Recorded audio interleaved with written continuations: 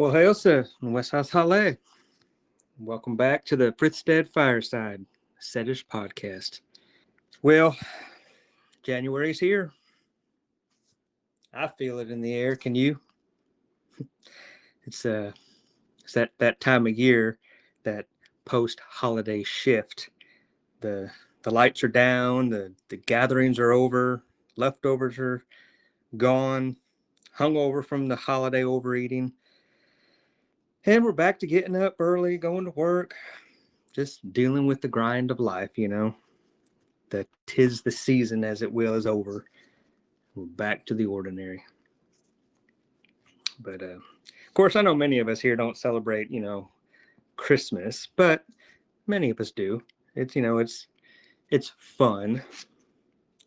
We just view it in the typical secular American sense, the aesthetics of it, if you will. You enjoy family, spending time together, just, I guess, just enjoying the atmosphere of it all.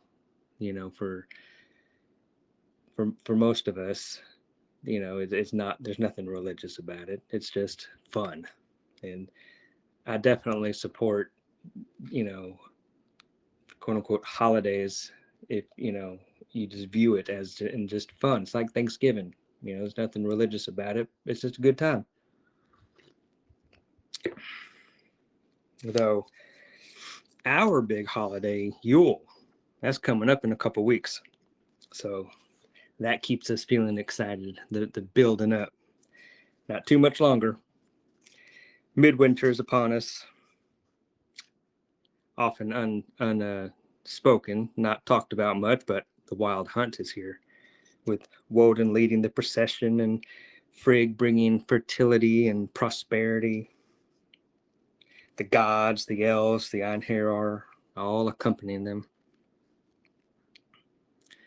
The wild hunt's always something that I generally think about when every year, and it just kind of something about me gets on edge, but not in a bad way, just in a way that just I tend to look at the sky a little bit more, even though, to be honest, I always look at the sky, but it's just something I'm still looking for that wild hunt.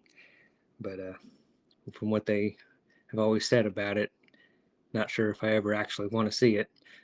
It might be a frightening experience. But I hope y'all have your vases planned and have much success and good turnouts. But if it's small, simple, or if you're by yourself, our Yule bloat to the gods for good crops and growth, spiritual peace, atonement. It's our participation in the cycle of life and fate. The awesomeness of it really is beyond measure in importance. What we bloat for, what it's about, can never be understated.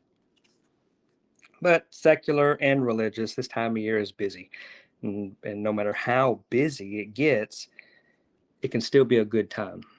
It's all about perspective, how you look at things. So with Christmas behind us and Yule up ahead, we enter this new year in, I look at the ordinary days, because like today, for example, it's just an ordinary day. But these are the days, the ordinary days. It's, at least in our personal lives, these are the days that matter the most. Now, of course, I'm not taking anything away from our holy days. Winter nights, Yule, Sumermal, Midsummer, they're all extremely important for us spiritually and socially as a folk. But it's the ordinary days, the mundane days, that's where we are most of the time. We live in the ordinary days. That's where our character resides. That's where our habits either build us up or break us down. Now, since it's January, People are doing what they do. And what is that? Making New Year's resolutions. A new year, new plan, new promises. And I'm no different. Every year, there's always some resolution or more. But I actually like the idea of setting your mind on something and saying, okay, this year I'm not living the same way. Because that's good. That's a spark. All of us, sometimes we just need a good kick in the butt. And with sonar bloat in a couple weeks, it's a fitting time to change that about ourselves that needs change, to turn the page towards the future, toward becoming the change that we want and need to see. So, okay, now I feel like I'm about to delve into a rabbit trail, but bear with me, because I'm going to try to stay focused here. Okay, I want to talk about something with y'all that about some things that I feel are very important. As heathenry is so much more than just religion. It's more than just theology, and even more than lore. Heathenry is a culture. It encompasses every aspect of our lives. It's an all-encompassing culture. And as I previously stated in the previous podcasts, it includes that which falls into the areas of our mental, our emotional, and physical health. Now, like I said, I'm gonna try to stay focused. I'm not really trying to rabbit trail, because go back to what I was saying about resolutions. The hard truth is, now, well, for some it may not be hard, but a lot of us realize it, a lot of us don't. But most folks don't fail because their goals are bad. They fail because they think motivation is enough to carry them. Simply wanting to isn't enough. Willpower alone almost never works, because working towards a task feels like work. And virtually nobody likes work. Not really. This is what we typically see work to be. It's the grind. It's the task at hand. It's that which needs to be done. And ultimately,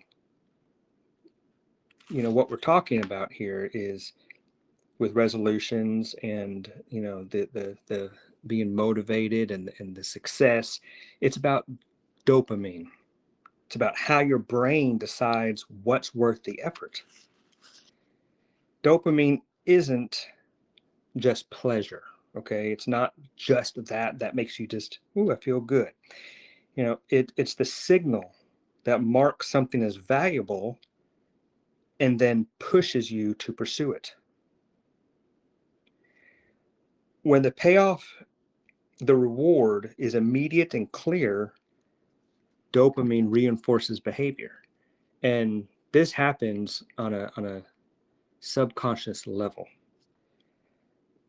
When the payoff, when that reward is vague or uncertain, the brain will discount it, and the task starts to feel heavier than it is. That's why you can want to start something and still not progress, even if you might think you're moving towards that goal. The reward is too far away to complete. What we need is more rewards in order for the goals to be accomplished, for us to in turn have those dopamine rushes, in order for us to feel something like, okay, I feel like I accomplished this, good. I'm pushed forward to do more. if you want consistency, don't wait to feel like it, because emotions are deceptive and cannot be trusted. You engineer the reward. You make the first small step, make progress visible, and give yourself quick wins that train the brain to associate the work with payoff. Small steps.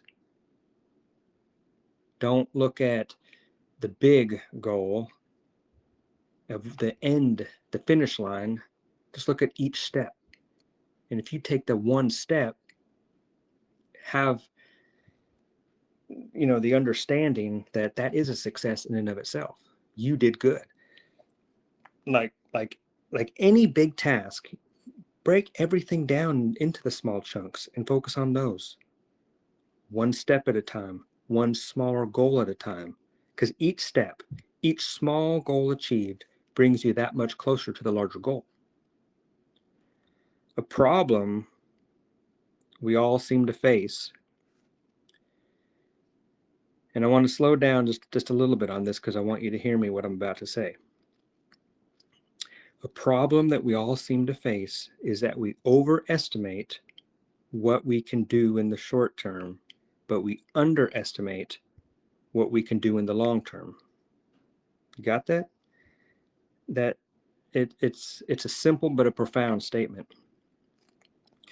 Accomplishing large goals, in a lot of ways, it's like watching somebody grow. We don't notice them growing day by day, but leave them for a while and come back and you'll see the difference. It's like, it makes me think of when I was, I don't know, probably 11 or 12. And when school was out, I left home and went to my dad's house for the summer. And when I left, I was shorter than my mom. But when I got back, I was taller than her. And we both noticed immediately upon first hug. And I remember like it was yesterday, that feeling of just like, wow, because change happened. But I never once noticed it because it was happening in those small steps. You see, motivation is a feeling, and feelings come and go. Some mornings you wake up ready to conquer the world, and other mornings you wake up and you don't even want to look at the world. Some days you feel good. Others you might have a headache and your eyes ache and you're just like screaming in your mind, go back to sleep. But if your whole plan depends on feeling inspired, you're gonna lose. What beats motivation? Discipline, consistency. Rhythm beats the hype. Repetition beats talk. It's that's not sexy now, but it's true nonetheless. And it goes back to dopamine. Setting goals and rewiring your brain with establishing new dopamine triggers. That's something we can actively do. It's just hacking your own brain. Small victories can be more meaningful than big ones. And with each small victory, we're teaching our brain to release dopamine. And that makes us feel good. And when we want to feel good, we try to recreate what we did to regain that feeling. We're talking about using positive addiction. When we hear the word addiction, it has a negative connotation. And that's just the sad thing because of things like drugs, alcohol, cigarettes, what have you. But we can literally cause ourselves to become addicted to things that improve us and things that help us. And it's all about perspective, turning negatives into positives. And that is 100% about perspective.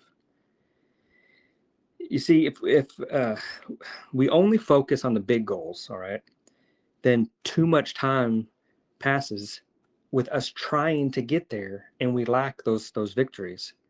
And with fewer victories, we have fewer dopamine rushes. And then that's when we begin feeling those negativities and then more likely to give up. Okay, I want you to think about something with me for a minute.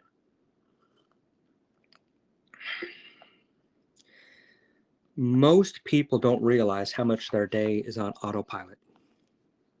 They think they're choosing, but they're just repeating. Same thoughts, same reactions, same stress loops, same triggers, same coping habits, same excuses, same tone of voice, patterns with people around them, etc., etc. You get my point.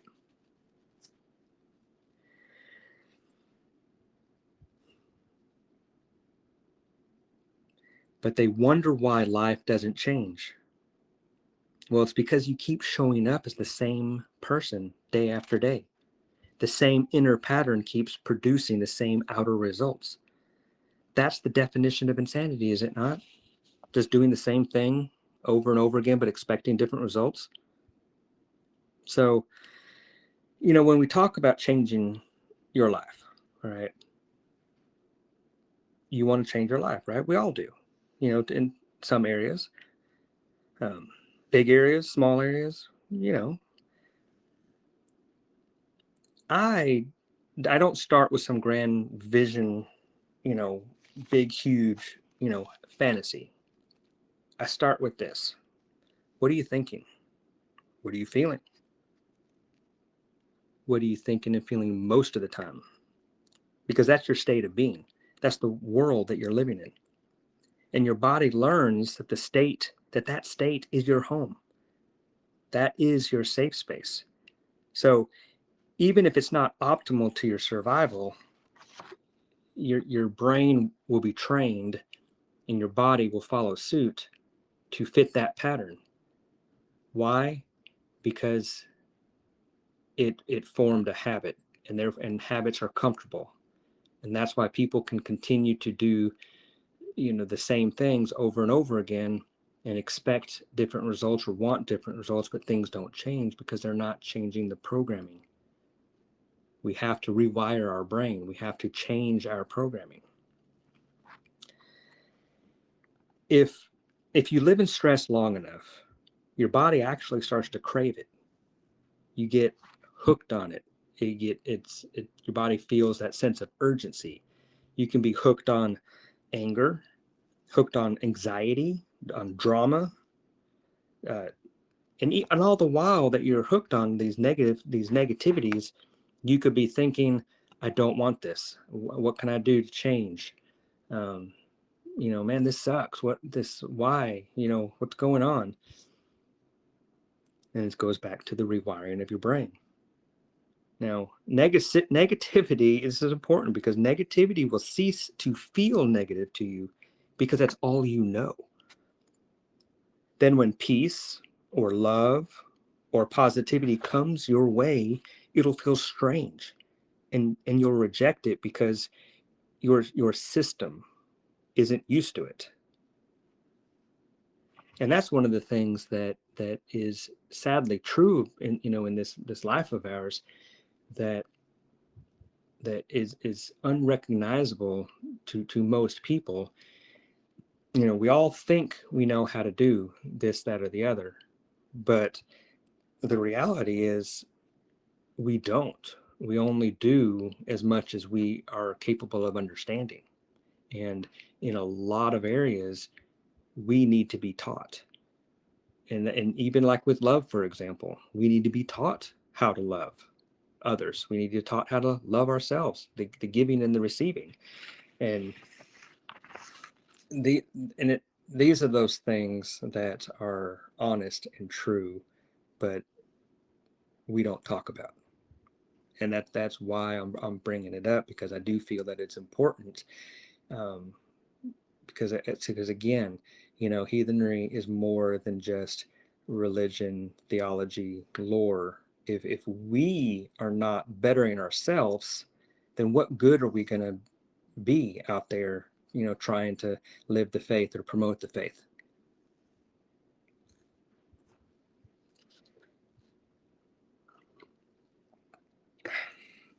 people often say that they want change, but the moment change gets uncomfortable, they run back to that familiar feeling.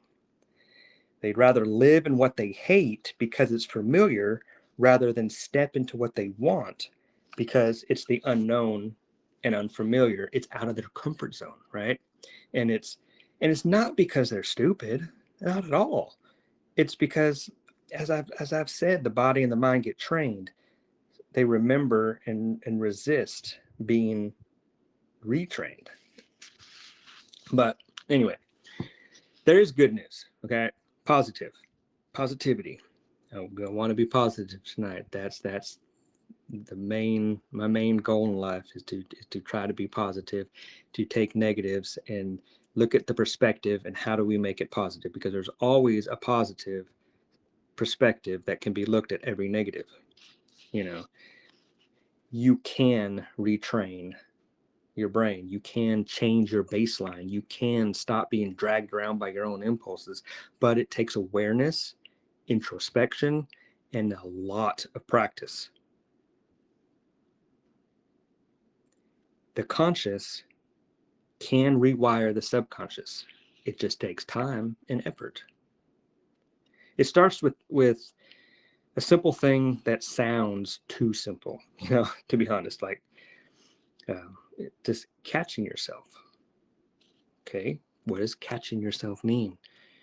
Catching the thought before it becomes a mood, catching the mood before it becomes a reaction, and catching the reaction before it becomes a habit. Most people never catch it. Most of my life, I haven't caught it.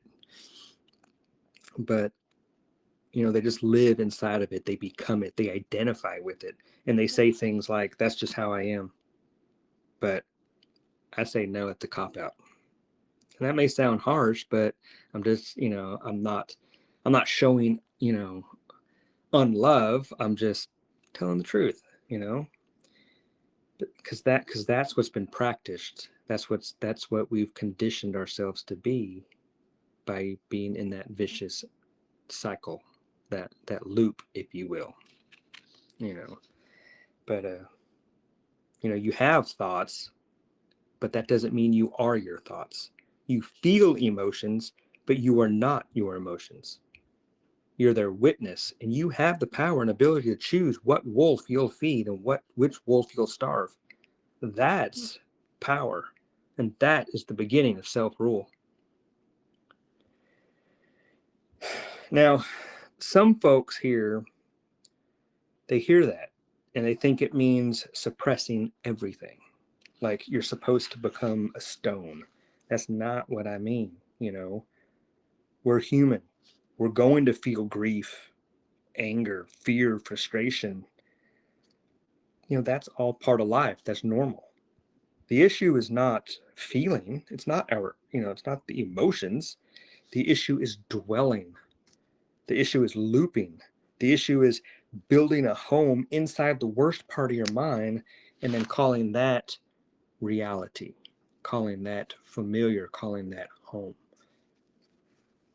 You see, humans can put their body into full stress response just by thinking about something, just by remembering something from years ago, just by imagining an argument that hasn't even happened, just by running the worst case scenario.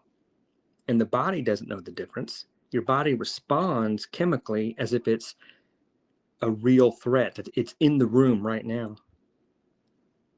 And if you do that every day, if you live in survival mode, if you will, it'll wear you down. It steals your patience. It steals your sleep. It makes you hurt the people you love. It makes you weak, steals your soul, and it makes you old. It's like that Garth Brooks song, "Much Too Young to Feel This Damn Old." And we don't want to be there. Trust me, I've been there for years. I speak from experience. It's yeah, it's just one of those stories I could tell you. Probably stories fit for in person, not on a stream. So, but anyway, part of the real January reset with its New Year's resolutions is not just I'm going to the gym, or I'm going to lose weight, or I'm going to quit smoking. It's so much more. I'm not going to live in chronic stress anymore. Now, life brings stress, but there's a difference between stress that hits you and stress that you rehearse and you manifest. There's a difference between carrying a burden and adding extra weight to it all day long, taking unnecessary stress and allowing it to just live rent-free in your head. All the negative scenarios or all the negative events, fate is what it is. Things happened. Just look at it like, hey, that happened. That passed, and so may this. And see, now this is where belief comes in, the biology of belief. Now, when I say belief matters, I'm certainly not saying it in a hippy-dippy new age way, but in a practical and real way. When you believe life is only random and the result of insurmountable radical variables, your mind tells you to default to panic. Again, even if you're not consciously aware of it. When you believe that there's a higher order, and there is, as theists, as heathens, we know that there is. Whether you speak of the gods or of the divine order or of the sacred pattern that animates life, then you have something you can align yourself with, something higher than your impulses, something you can return to. Faith, fate, purpose. Now, of course, I'm not saying you can snap your fingers and just make all problems disappear. That's unrealistic and just fantasy. But you can change what kind of person you are inside the problem, becoming proactive instead of reactive. It's all about perspective. It's about point of view. You can change the way you receive the signal in which you live in. You can move from chaos towards coherence, mentally, emotionally, spiritually, and that changes how you act, how you speak, how you make decisions, how you treat people, how you carry yourself, everything. And over time, that shifts your whole trajectory. Again, the biology of belief. Science has proven that perspective and attitude can literally change our DNA and manifest physical change.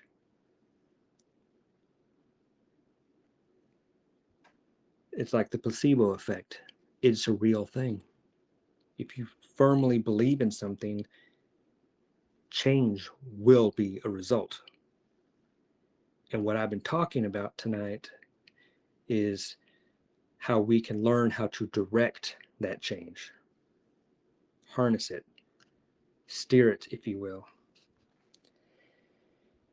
This is where, biology, psychology, and, quantum mechanics meet. The mind and brain being different aspects of the self. And within our lore, we can find evidence that suggests this. But, okay, before we get too deep into science, if you want a different year, you need a different daily practice. Like the analogy of focusing on the climate, don't focus on the weather. Moods and emotions, even intrusive thoughts, they come and go.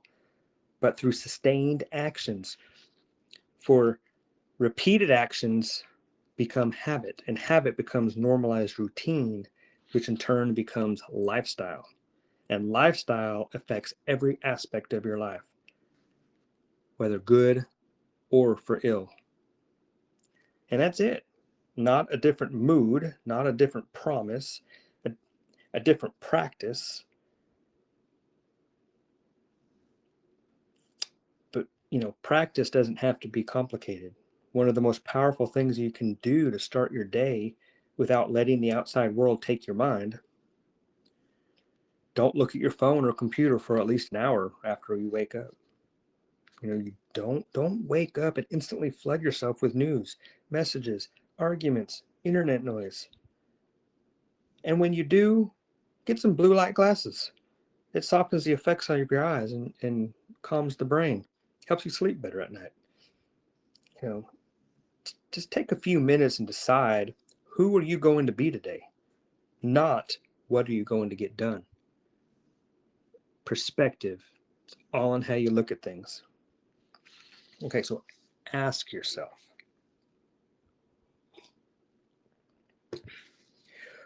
what is the greatest ideal of myself that I can be today?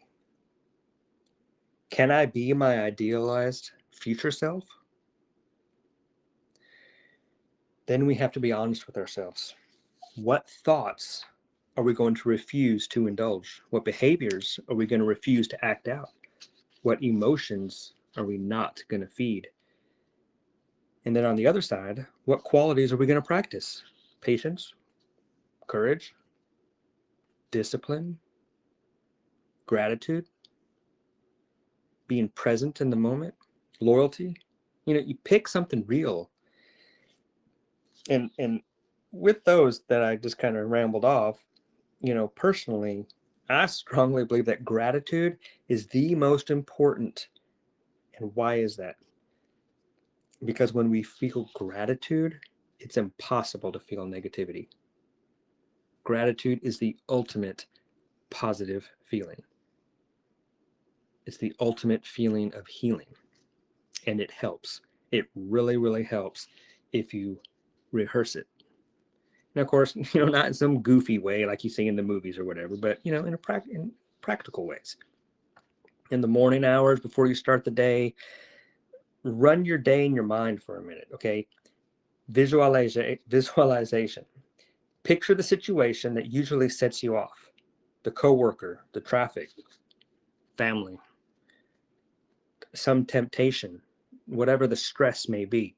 And then imagine yourself handling it in the right way.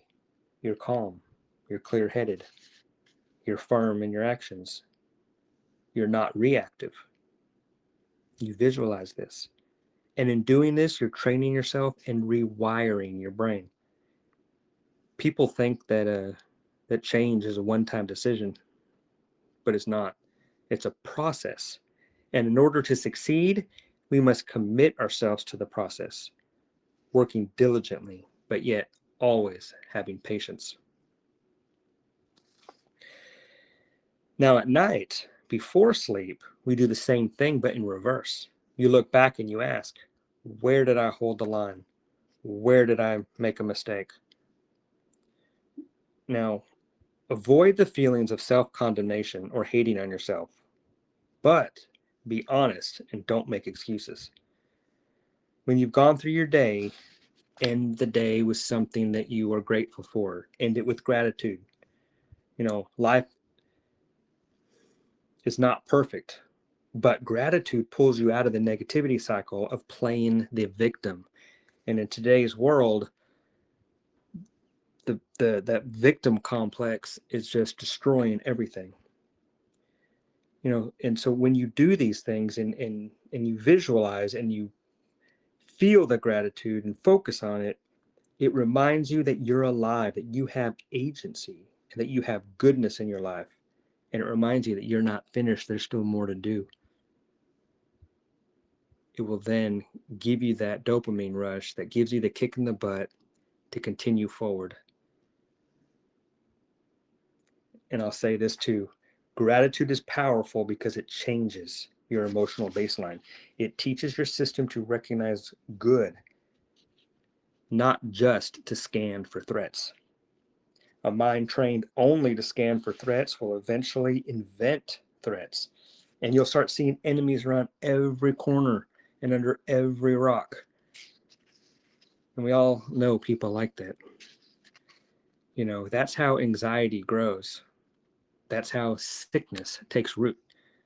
But a mind trained to recognize good becomes steadier, more resilient, more capable under pressure. It strengthens us. Some of us are just tired of being tired, of carrying a lot, and we're weary. Some of us are stepping into this year seeking to do better than last year, and that is a good thing. We need to hold on to that, but we don't need to turn it into a performance. We need to turn it into a pattern. We need to be like Orlog, steady and true, solid. All right, well, with that said, let's switch gears, okay? I hope your week's been steady. I hope your home's got peace in it. And even if it doesn't, I hope you're working on building peace. But I do appreciate y'all being here, taking the time, gathering around this fireside chat with me. Now, this is also part 3 to our Q&A series. So we're going to get into a few questions that were sent to me. All right. As I mentioned in the very first episode, I put out the idea of making myself available to answer questions, and I got sent in a bunch of questions, and I was going to answer them just on the Telegram and Facebook pages, and but then when I was getting these questions, I was like, I can't do that. It's too much. So I was like, well, I could leave voice messages. And then I thought, no, because I don't know, it seems to be 50-50. Some people love voice messages, other people just refuse to listen to them for whatever reason. But so I was like, okay, I'll do a live stream, and this is where the fireside came to be. So here we are, continuing on, keep on keeping on. All right, question 1. Okay. Question 1. I've heard people say that the gods were once ordinary people whose deeds earned them so much renown that the stories passed down through generations became legends and eventually a religion. Okay, so this idea is an old one, but what you're describing is euhemerism. Now, euhemerism, it's named after Euhemerus, a Greek at the court of Cassander, the king of Macedon, and I believe he was around the 3rd century BCE. Well, anyway, Euhemerus created a rationalizing method of interpretation, and we call it euhemerism after his name, of course. So his method interprets mythological accounts as a reflection of historical events. It interprets mythological characters as historical figures. It interprets gods as men, and really, when you look at it, when applied to the gods, and it doesn't matter if it's the Germanic gods of Thor or Woden or any god of a different religion, Jesus, Krishna, Quetzalcoatl, whoever. It's essentially atheism, and it really is. It takes the gods and it humanizes them. It neuters religion and turns worship into a kind of how can we put this, mistaken memorial, if you will, or worse, a con job. And I mention a con job because that's how it was used and abused by those in political power. Euhemerism is propaganda. It's definitely a propaganda method. Now, after Euhemerus, later in time, the Christian Church, the Catholic Church, but they're still Christian.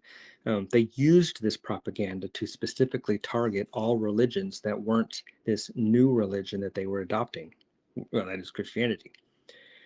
Rome sought to convince the people of its power and the sanctity and the legitimacy of this new religion, right? It's a power grab. Control, what every government does. Every government. The basic premise is that Rome wasn't only preaching convert because it's true, but they were also reshaping the narrative. And in doing this, Rome looked inevitable. Rome looked unstoppable. Rome looked superior and holy. At the same time of making the native and ancient religions look weak, foolish, or even morally suspect. The message was Rome is strong, Rome is right, Rome is sacred. Therefore, Rome should be obeyed, and its religion should replace yours, because you're wrong and we're right. This is an early example of globalism. It's an example of the push for the New World Order, the one world government, where Big Brother is worshipped and obeyed by whatever means, overt or covert. You know, Rome's power became evidence of God's favor. And then Christianity becomes the moral seal upon Rome's rule. See, in this method, the shift of, you know, like they weren't really gods. To they were outstanding humans whose renown spread until people treated them more like gods than men. You know, as we've seen in modern times, it only takes about 3 generations for a people to forget their history and be conquered. And just think, Rome was going at this for, you know, centuries.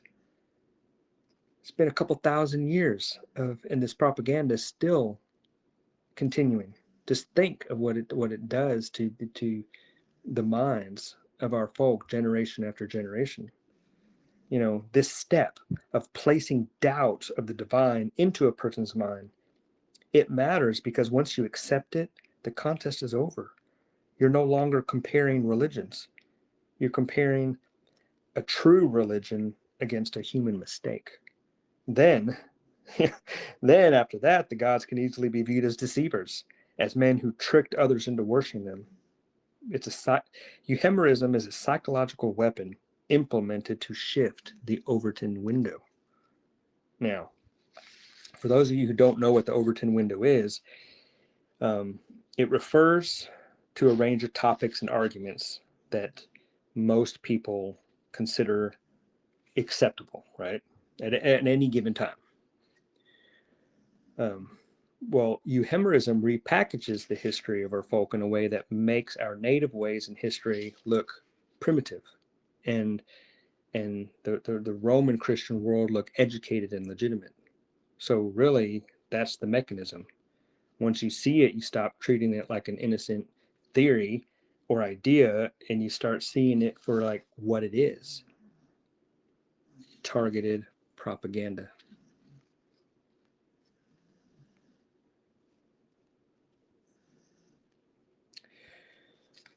Okay, let's look at the next one.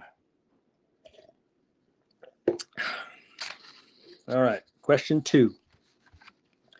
The societal framework that once supported Asir worship, that is tribal law, kinship bonds, ritual allowances, polytheistic default, metaphysical understanding, etc., that no longer exists. Even the most ardent and honest Reconstructionist is involved in value-laden act of selecting authentic practices and beliefs. Things aren't liked. The things that aren't liked, things that can no longer be done, and the incompleteness of ancestral understanding.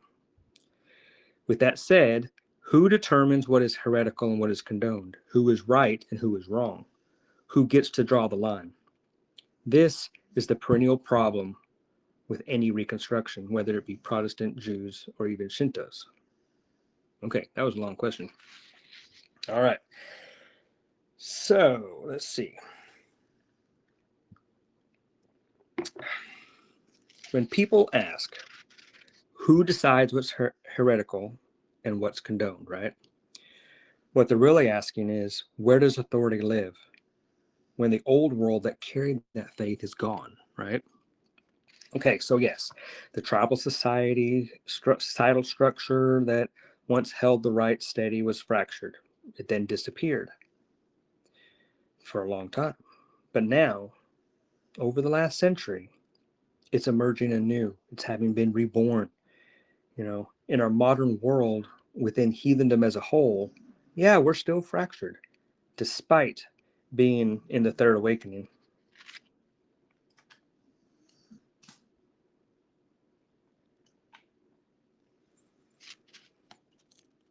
We're not all in the same networks. We don't share the same default metaphysics or same unquestioned allowances or the same system of law. As a whole, I mean, right? We haven't come together yet, but our religion is here and now.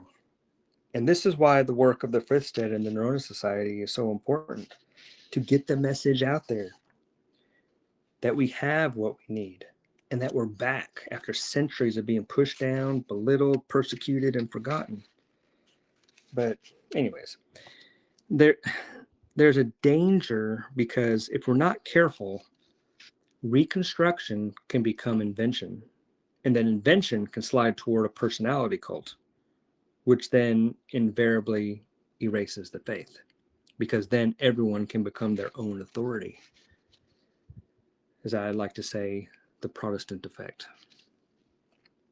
So we know that a line has to be drawn somewhere, and it has to be drawn in a way that preserves the faith of our ancestors. Okay, so the first anchor is that religion is there to bind us to the higher powers and to order.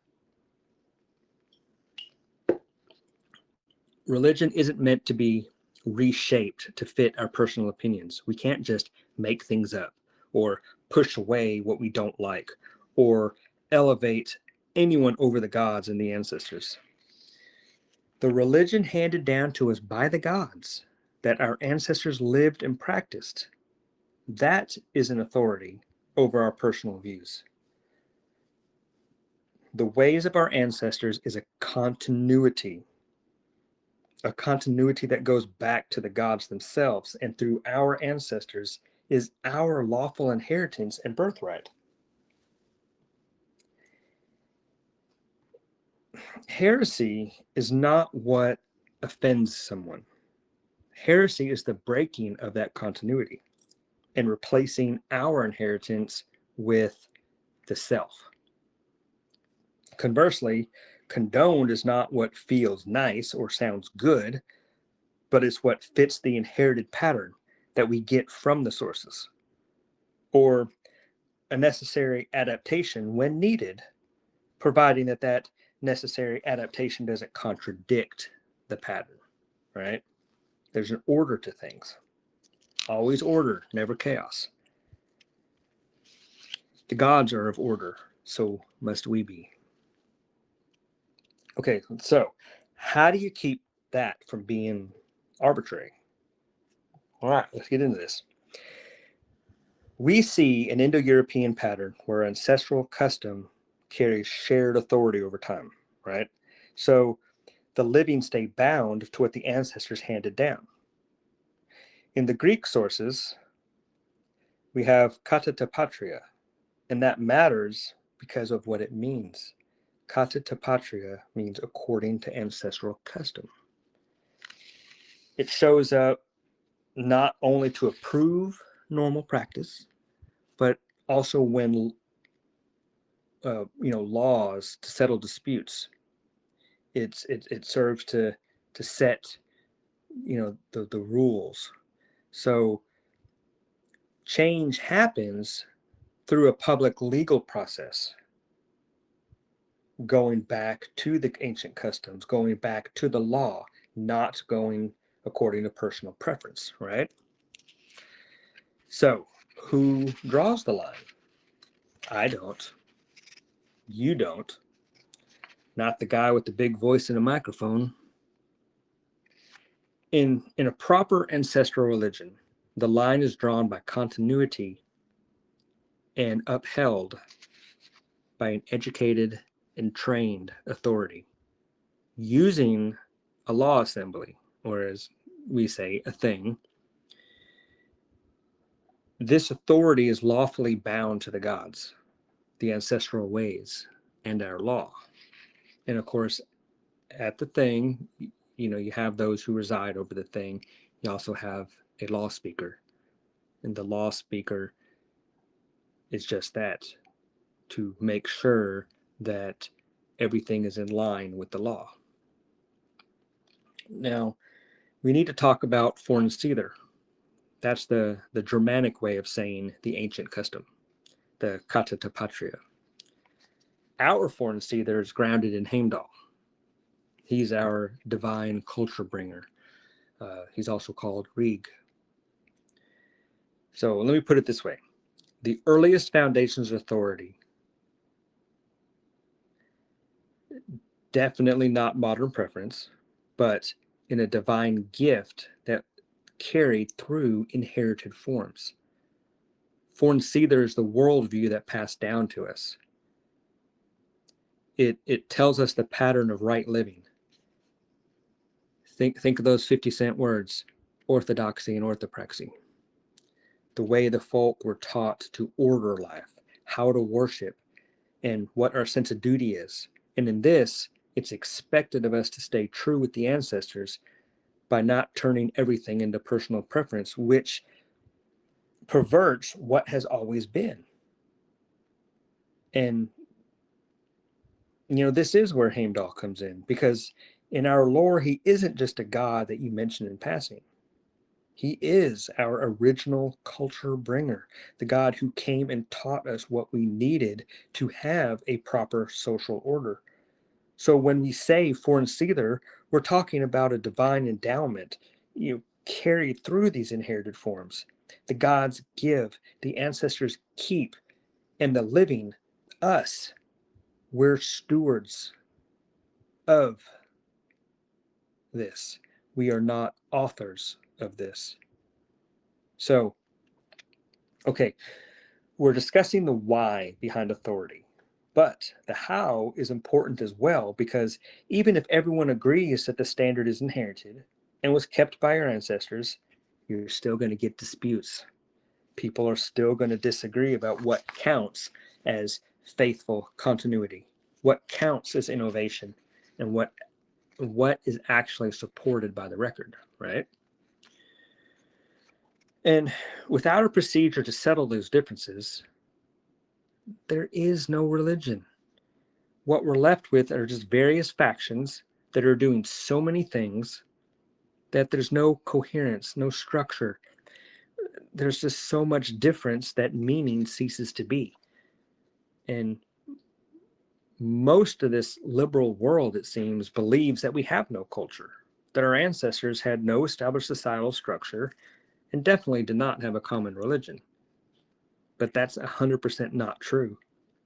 And by heathens today continuing over and over again after all these years to argue against everything that speaks to our ancestors having a unified religion, and fighting up against those of us who, through attested sources and research, have proven that we do have a religion, I'm just going to go ahead and say it. They're just believing the liberal propaganda and serving that agenda, regardless of how quote unquote folkish one might think that they are. Now, I'm not trying to throw out fighting words here, but this is serious. Our lives are at stake. Our folk, the very existence of our folk is at stake, and it's time to just to get over ourselves and get serious, like for real. Because this type of thinking forces us to remain splintered and divided. It's like slaves who think they're free, or the weak who are convinced they're strong. It's evidence that the divide and conquer tactic has worked. I was in a discussion a couple of years ago with this guy one time, and I mentioned our religion, and his response surprised me. I was taken aback and temporarily just like at a loss for words, and I just didn't know what to say. He mentioned that we don't have a religion, but what we have is a way of life. that bothered me then, and it bothers me now. That, I view that as dangerous thinking. At best, it's liberal tainted thinking, but at worst, well, it's frankly blasphemous, to be honest. We have a religion, and it is our way of life. It is our folcsida. It's not an either or, it's both. All right, anyway, so let's get back on track, shall we?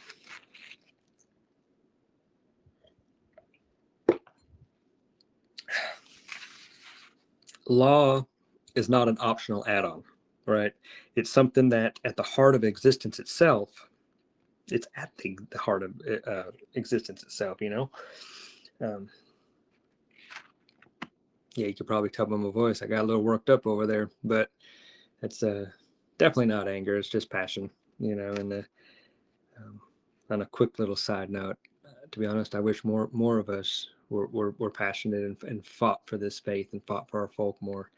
Um, it's definitely needed. And I know a lot of people who are doing just that. And, I won't name names, but yeah, I see who you are and I commend you. But anyway, back to focus, right? The lore speaks to the gods in their rockstolar, their judgment seats, at the thing in the legal assembly, before the making of Midgard, before the making of mankind. A strong, a, a strong theological statement that serves as part of our foundation is this: law isn't a human afterthought.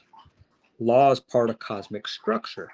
So, quote unquote, anything goes isn't just socially corrosive in this worldview, it's metaphysically false. And the lore isn't shy about enforcement either.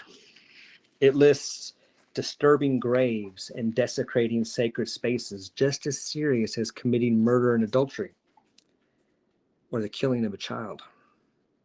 This tells us that faith is not meant just to be run willy-nilly. It's meant to protect order with the utmost seriousness. Now, if you stop here, you can still run into the modern problem. Okay, I understand that, but we disagree about the sources and about interpretation. So who decides, right? This is where the epic method comes in, because even a legal assembly still needs a standard of evidence. Otherwise, the thing will become a popularity contest. We need rules. We need a methodology. We need a formula. We've established a standard, okay, in the form of a source hierarchy and research discipline, right? This standard criticizes approaches that treat Snorri's prose Edda as the primary basis and emphasizes that conclusions should be rooted in the highest standard, namely the poetic Edda and skaldic poetry. Now, after these, you can use secondary and tertiary sources to add detail, but only in one way. They're allowed to fill in, connect, or clarify, but never contradict the sources that are higher up on the ladder, right? So there's an order of importance in the hierarchy of sources.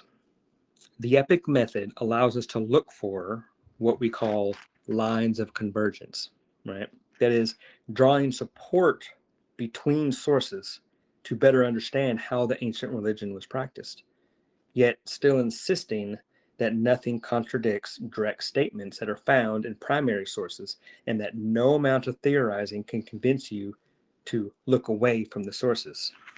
And this, in and of itself, is a form of an anti-cult of personality safeguard. If someone proposes a belief or practice that contradicts the primary sources and it cannot be supported by lines of convergence, then it doesn't matter how emotionally compelling or logical it might be believed to be. It fails the standard. It's outside the faith because it opens the door to allow anyone and everyone to become their own authority. if somebody says, well, I don't like that part, so I reject it. The ancestral endowment, the folcsida, speaks. You don't get to discard inheritance, period. In the reconstruction process, there will be gaps, but there's a process to fill those gaps, a lawful procedure and established rules of logic. All right? So, who's right and who's wrong? No single person gets to be right in a sense of being unquestionable. In reconstruction, the closest thing to right is what survives under scrutiny within the hierarchy of sources. And what can we carry forward without breaking continuity? And the closest thing to wrong is this. What breaks continuity? What elevates self over source? What cannot be supported? And what changes the folcsida? This is why we call ourselves Sedish and our religion Sedianism. The Sed being a modern derivation of Seether. Hence, Sedish essentially means a follower of the customs. And Sedianism meaning of the customs. So our very name literally connects us to the gods and the ancestors.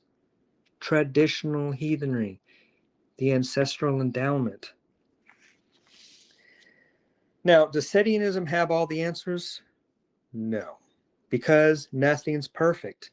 But the research methodology and the theological reconstructive efforts, that is the best that heathendom currently has. You know, we all stand upon the shoulders of giants. And I'm proud to be doing my small part as a Sedishman. And I'm proud of the others who are doing their part. Each of us carrying the torch of the folcsida as far as Weird has planned for us. Okay, so we're going to switch gears. And I guess you can look at this like part 3, right? All right.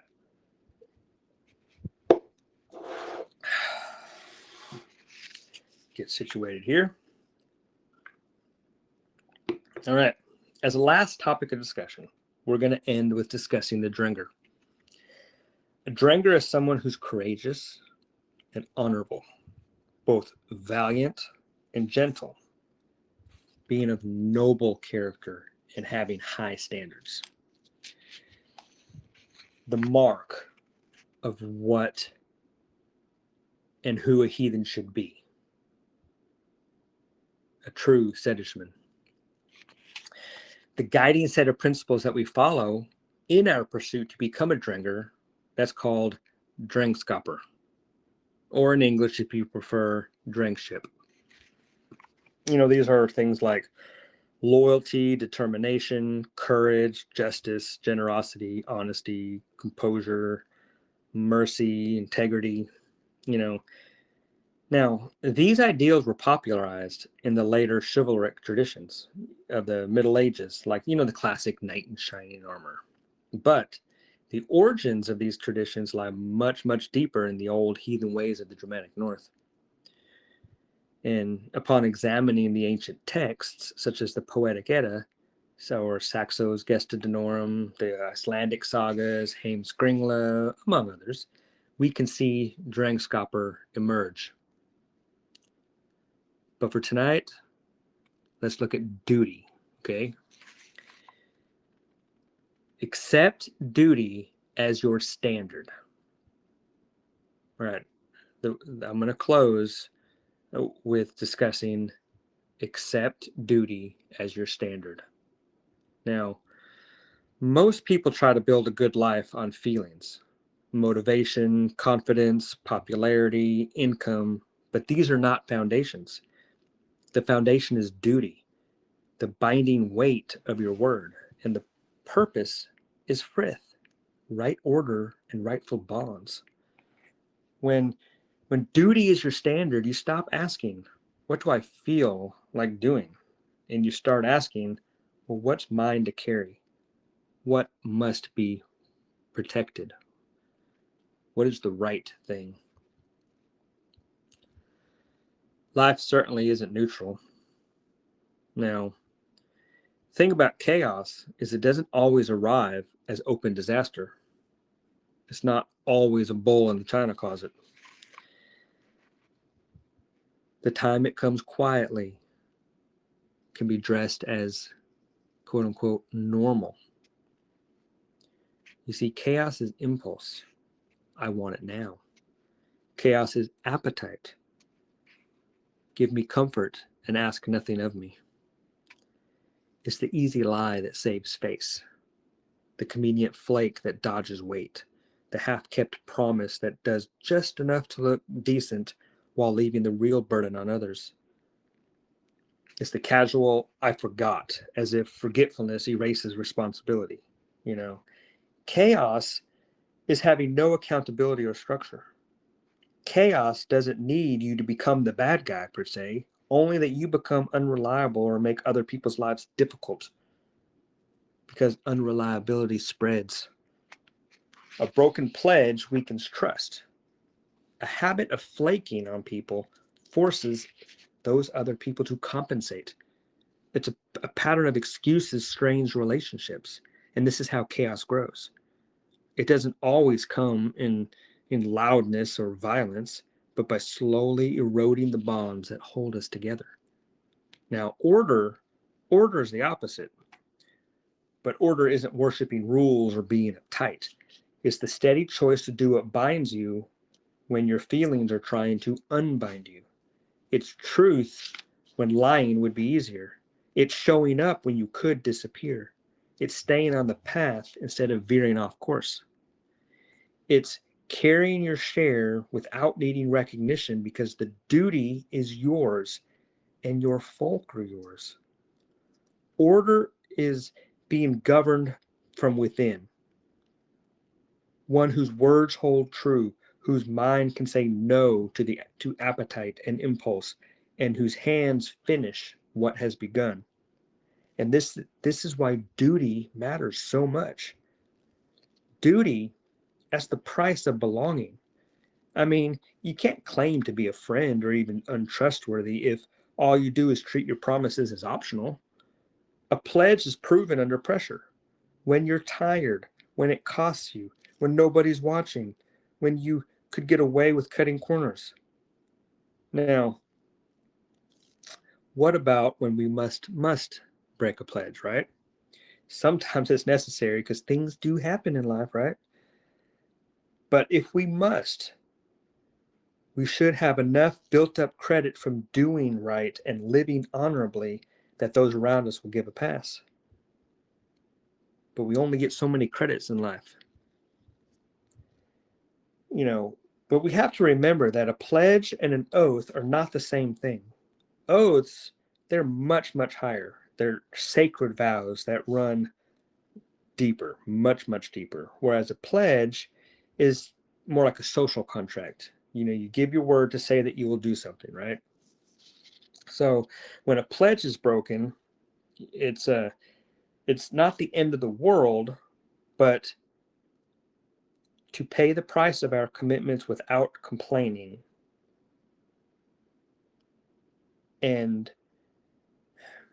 But with not complaining, it's not pretending that it doesn't hurt. We definitely should feel bothered by it, right? Because again, life isn't neutral. Every day you either strengthen the bonds that hold your world together or you loosen them. And the question is simple. When your family, your friends, or your folk need you, will they get your chaos or will they get your order? Your unreliability, or will they get your standard? Okay. Duty isn't something you proclaim, but it'll reveal itself when you have to pay that cost. And this brings us to the account of Tyr and Fenrir. Okay, so the gods had raised Fenrir in Asgard, and they watched him grow larger and stronger by the day. And it was foretold that the wolf was fated to bring them harm. and so they feared him while watching him grow. Most of the gods wouldn't go near him. Only Tyr had the courage to approach Fenrir and feed him. The wolf's life among the gods was built on his relationship with Tyr. And when the gods decided that Fenrir had to be restrained, they didn't just rush in with force. They came in with cunning and framed their plan as a test. They made a powerful fetter, then brought it to Fenrir and asked him to try his strength against it. So Fenrir judged that the test didn't look too bad and allowed them to bind him. So he set his legs, he pulled hard, and the fetter snapped. He had easily broken it, right? So the gods tried again, of course. They forged a second fetter, twice as strong as the first. They appealed to Fenrir's pride and promised him renown. Even if this fetter could not hold him, his strength would be famous. You see, the wolf thought to himself, that even though the fetter was quite strong, his strength had grown even more since he had broken the first fetter, and he knew that to become renowned, he had to place himself in danger. He had to prove himself. So he considered it. He also understood the logic of reputation. If he wanted glory, he had to accept risk, right? So he let himself be bound again. So when they stepped back, Fenrir threw himself into a struggle. He twisted and he beat the fetter against the ground and he drove with his legs and it broke again, right? He was once again free. Now, after a couple failures, the gods began to fear that they weren't able to hold him. And the Allfather Woden sent Lord Freyr's messenger, Other, to have the dwarves make a different kind of binding, Gleipnir, right? So this fetter was made from 6 things: the sound of a cat's footsteps, the beard of a woman, the roots of a mountain, the sinews of a bear, the breath of a fish, and the spittle of a bird. Something that only the greatest craftsmen can make. Well, Gleipnir looked harmless. It was smooth, soft, and thin like a silk ribbon, but stronger than any iron chain. When it was brought back, the gods thanked Other and led Fenrir out to the lake to an island named Lyngvi, right? And it was there that they showed him the ribbon and offered another test. So they passed it among themselves and they tugged at it and none of them could tear it. Still, they told Fenrir that he would break it easily. But Fenrir, wasn't stupid and he didn't trust them. And why would he? Considering they avoided him his whole life. Now, of course, fate is what it is, and everything happens for a reason. But it does make you wonder, if they would have been friendlier to him, what might have happened. Just playing those what if games. But he said a ribbon so narrow would bring him no honor, even if he tore it. And if it was made with trickery, he would not allow it on him. So the Aesir promised that if he couldn't break free this time, that they'd release him, because then, they claimed, they'd have no reason to fear him. And Fenrir responded, if they bound him and he couldn't escape, they would abandon him. So he demanded a pledge, not mere words, but a pledge, right? He was appealing to the duty.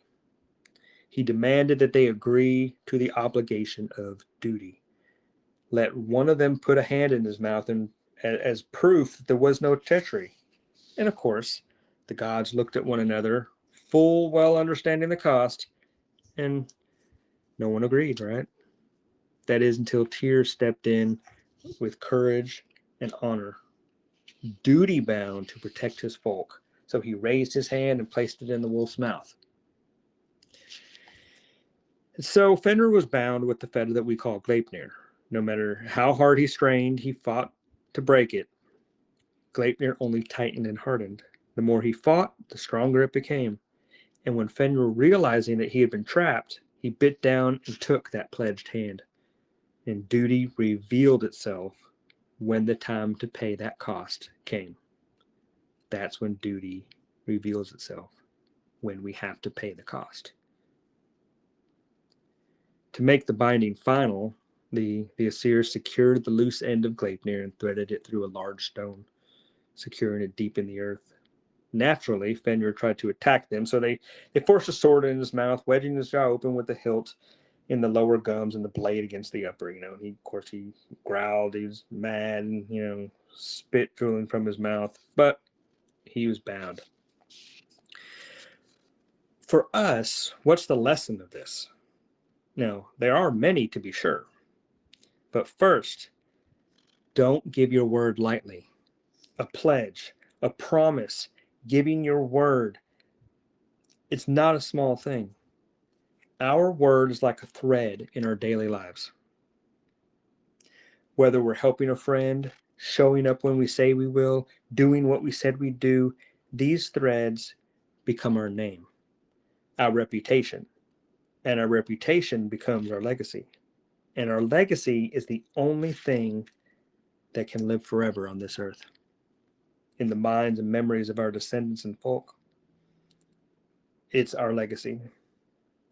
But if we break our word enough times, we may not be damned and go to Niflhel, but we will certainly be diminished, our reputation will be destroyed, and we will be isolated by our own unreliability. Second, duty includes consequences.